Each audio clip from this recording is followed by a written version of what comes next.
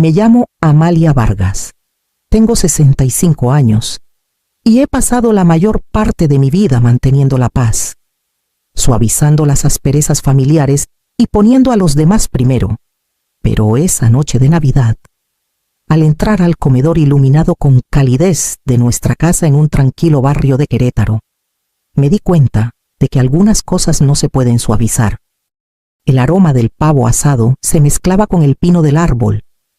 El tintineo de las copas puntuaba la conversación cortés. Pero bajo todo eso, sentía la tensión familiar apretándome el pecho.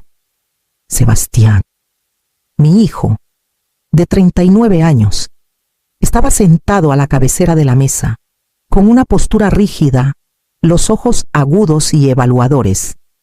Al otro lado de la sala, mi hermana Clara sonreía con cortesía, aunque su expresión no llegaba a sus ojos.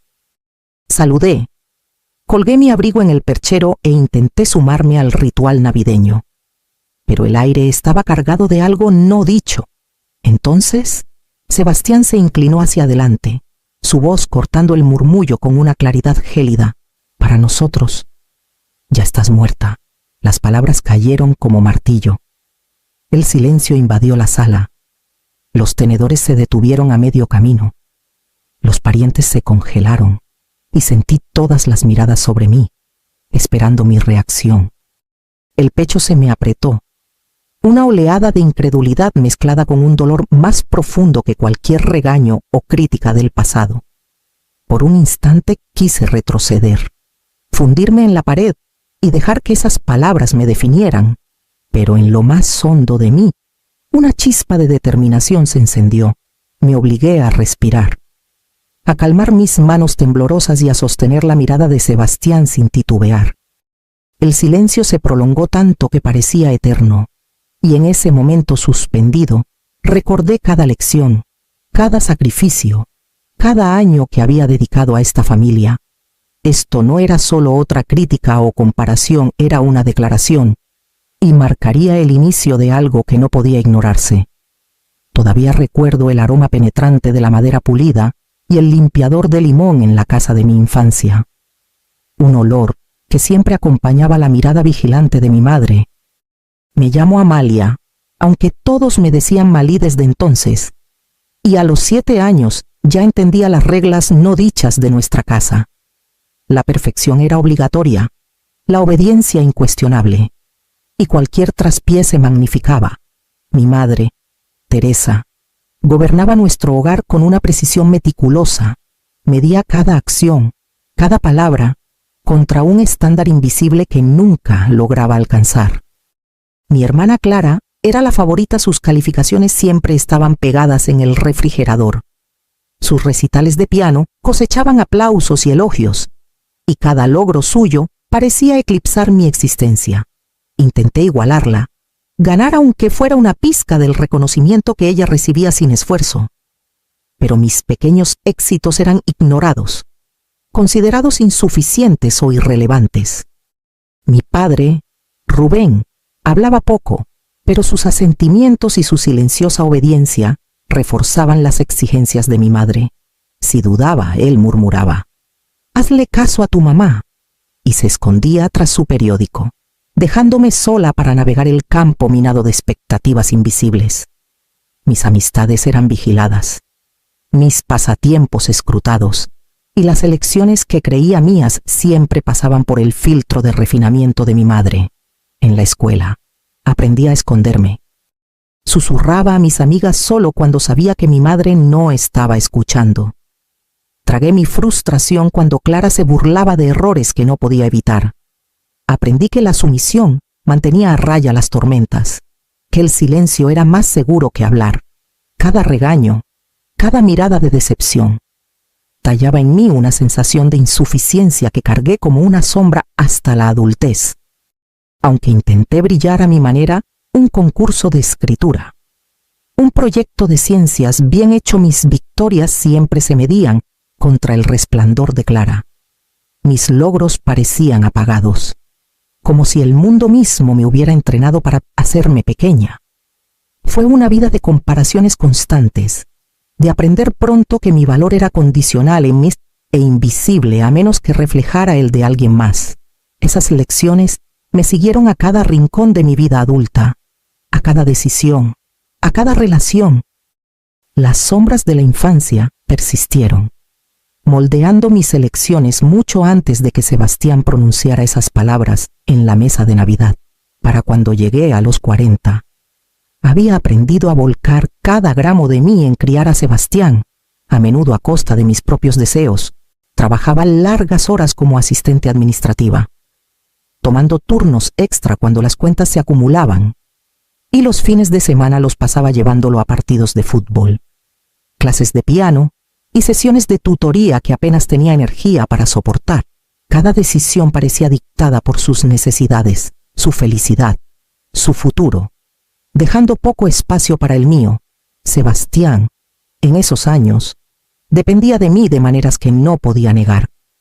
Se apoyaba en mis consejos para elegir escuelas, amistades, incluso las decisiones personales más pequeñas. Cada vez que pedía ayuda, mi instinto era avanzar, protegerlo de los errores que yo había aprendido a golpes. Y aunque lo amaba con fiereza, ese amor venía con un peso invisible, la constante certeza de que mis propias ambiciones quedaban silenciosamente postergadas. Pequeños momentos de resentimiento se colaban, aunque rara vez los dejaba ver.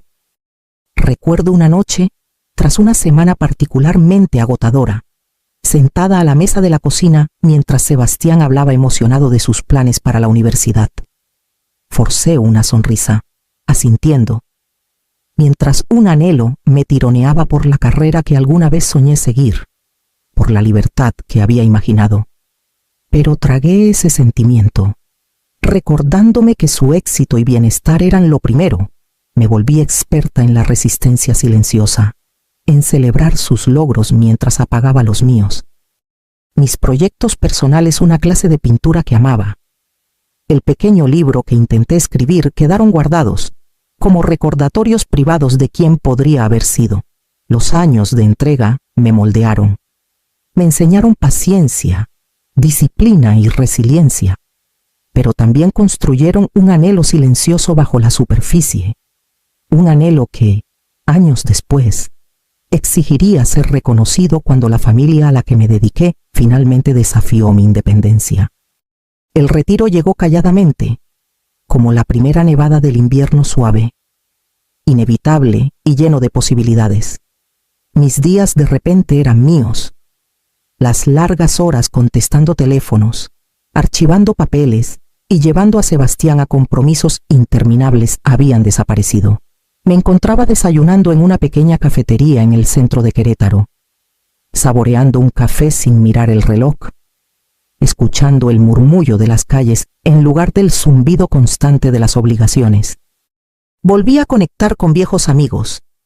Me inscribí en una clase de arte comunitaria que había abandonado hace décadas y me ofrecí como voluntaria en la biblioteca local. Cada pequeña elección, pintar con acuarelas, leer cuentos a niños los sábados por la mañana, pasear por los jardines de la Alameda, me recordaba que la vida podía medirse en algo más que responsabilidades. Una emoción tranquila crecía en mí, sutil pero persistente, como una chispa lista para encenderse. Fue en una de esas mañanas frescas y luminosas en el jardín que conocí a Gabriel. Estaba arreglando una exhibición de flores de invierno con la misma atención cuidadosa que yo solía reservar para mi trabajo. Levantó la vista cuando me acerqué, su cabello canoso brillando bajo el sol, y me ofreció una sonrisa cálida y sencilla. «Es complicado hacer que estas plantas prosperen en esta época del año», dijo. Su voz era calma, arraigada. Reí, y por primera vez en años, la conversación fluyó fácilmente, sin juicios ni expectativas. En las semanas siguientes, nos encontramos para pasear por el lago de Chapala y almorzar tranquilamente en la cafetería.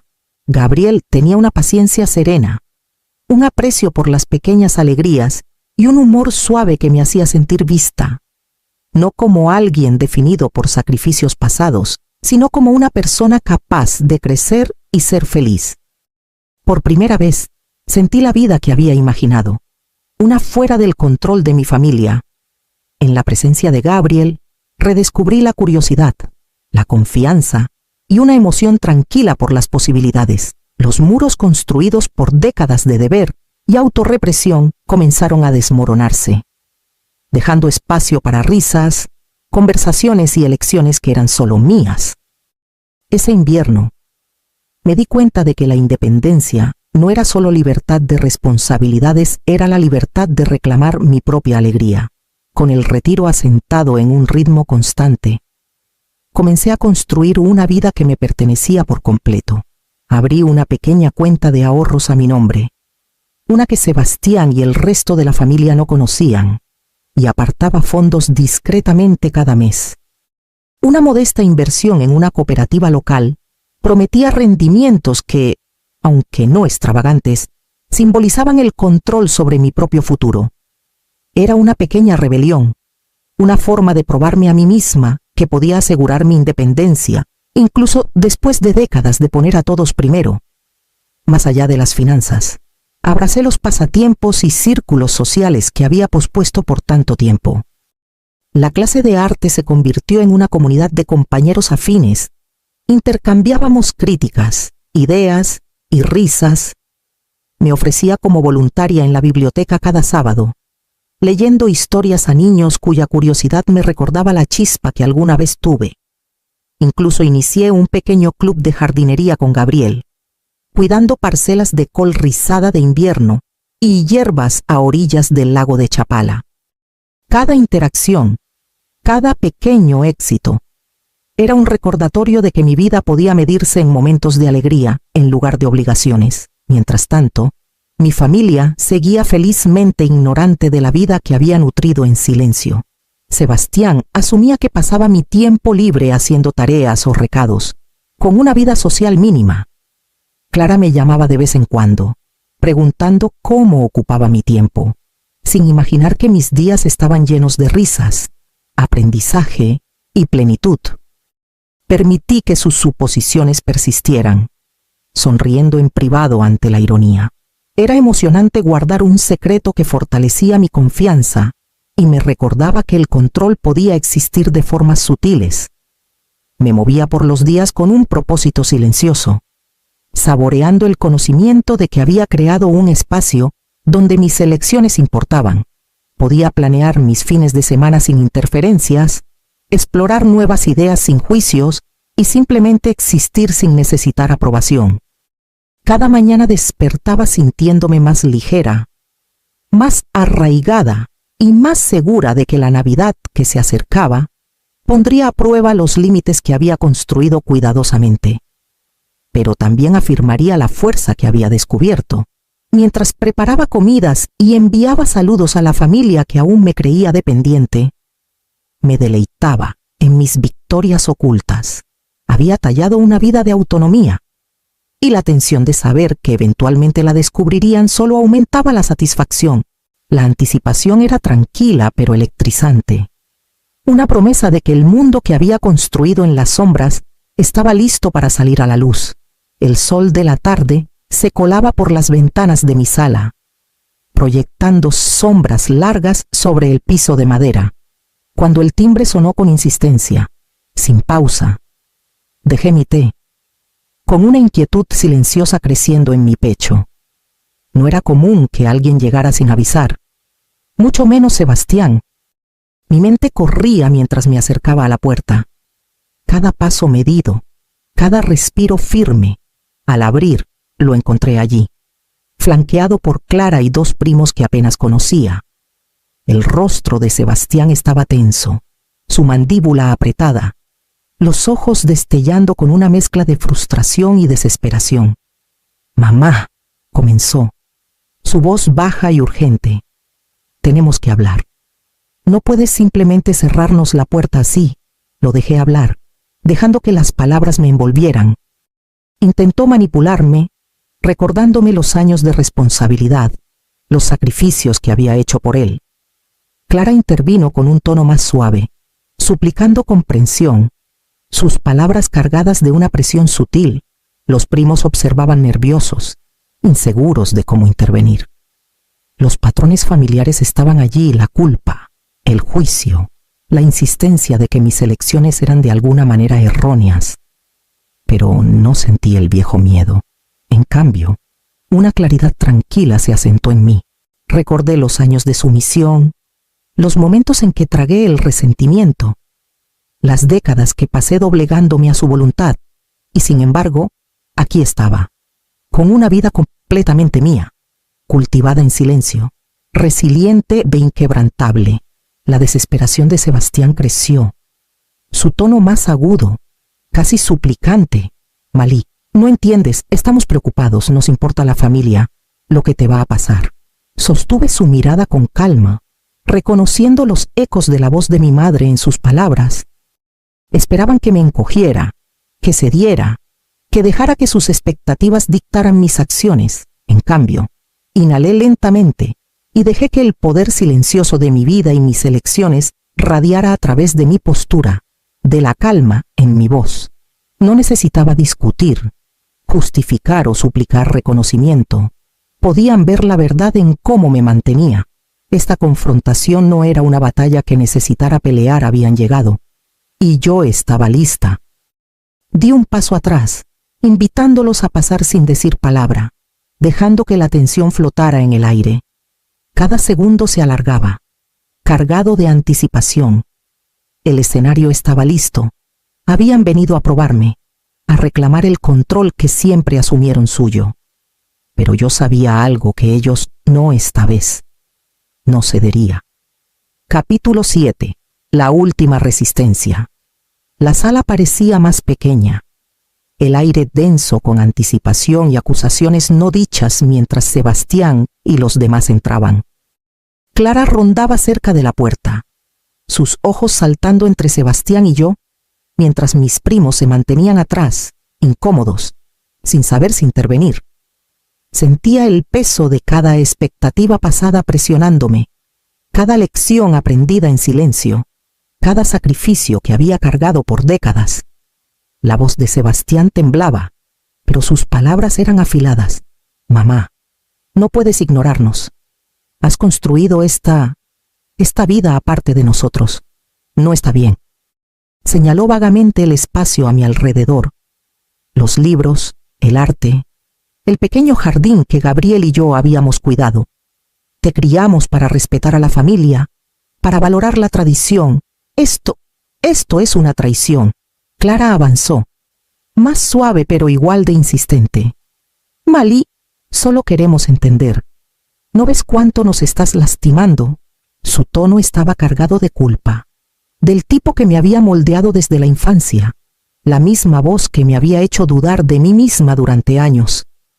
Los dejé hablar, pero no titubeé. Sentí el eco de las críticas de mi madre, los asentimientos silenciosos de mi padre, las comparaciones implacables con Clara cuando era niña. Lo vi todo al descubierto cada momento en que intenté complacer, cada esfuerzo descartado, cada alegría minimizada, y por primera vez no me encogí. Inhalé lentamente, dejando que la tensión creciera y luego se desvaneciera en una exhalación firme. Los he escuchado, he oído sus miedos, su decepción, su juicio, dije. Mi voz calma pero segura. Pero la vida que he construido es mía. Las elecciones que hago, la felicidad que cultivo, no son suyas para controlar. Sebastián abrió la boca para discutir, pero levanté una mano, deteniéndolo sin enojo. No les debo obediencia, ni les debo aprobación. He pasado una vida entera doblegándome a expectativas que nunca fueron mías. Ya terminé. Los labios de Clara se apretaron en una línea delgada. Los primos intercambiaron miradas inquietas, y las manos de Sebastián temblaron a sus lados. El silencio se extendió por la sala, pesado y absoluto. Entonces pronuncié las palabras que habían tomado forma en mi mente durante décadas. La culminación de cada lección aprendida y cada límite ignorado en el pasado. Los muertos no regresan. La frase quedó suspendida en el aire, cristalina y final. Los ojos se abrieron. Las bocas se abrieron y cerraron, sin encontrar palabras. La sorpresa recorrió la sala mientras el peso de mi autonomía se asentaba sobre todos. No retrocedí, no vacilé. Por primera vez, el poder que había nutrido en silencio era visible, innegable. Y en ese momento lo entendí por completo. Esta confrontación no se trataba de enojo, castigo o venganza. Se trataba de respeto propio, de reclamar la vida que había ganado y de negarme a permitir que nadie, hijo, hermana o padre, la disminuyera nunca más. Después de que la puerta se cerró tras Sebastián y los demás, un silencio cálido y deliberado se asentó en el departamento. Como la luz del sol derramándose sobre el piso de madera, me hundí en el sillón junto a la ventana, contemplando las calles de Querétaro, cubiertas de polvo de nieve, la tensión que me había perseguido durante décadas, la presión, el juicio, la constante necesidad de justificar cada elección, finalmente se había disipado. Por primera vez en mi vida, me sentía plenamente presente en mi propio mundo. Gabriel colocó una taza de té humeante a mi lado, su mano rozando la mía con una familiaridad gentil. «Estás bien», dijo. Pero no necesitaba su seguridad. Estaba bien. Había sobrevivido a sus expectativas, a sus intentos de controlarme, y había emergido entera, más fuerte e inquebrantable.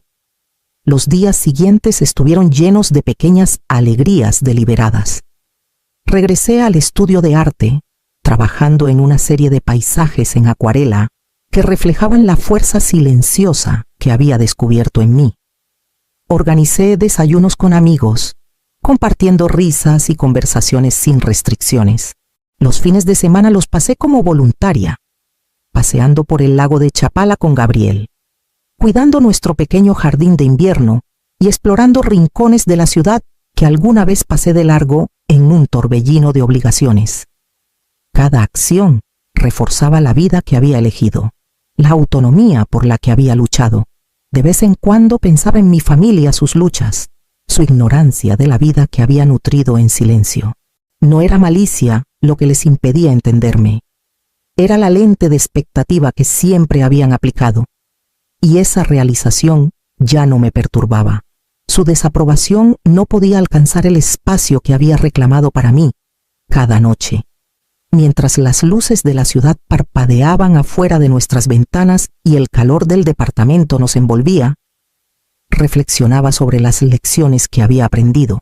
La independencia no es solo la ausencia de control, es la presencia de elección, la libertad de cultivar alegría, de rodearte de quienes ven tu valor y de honrar tus propias necesidades sin culpa.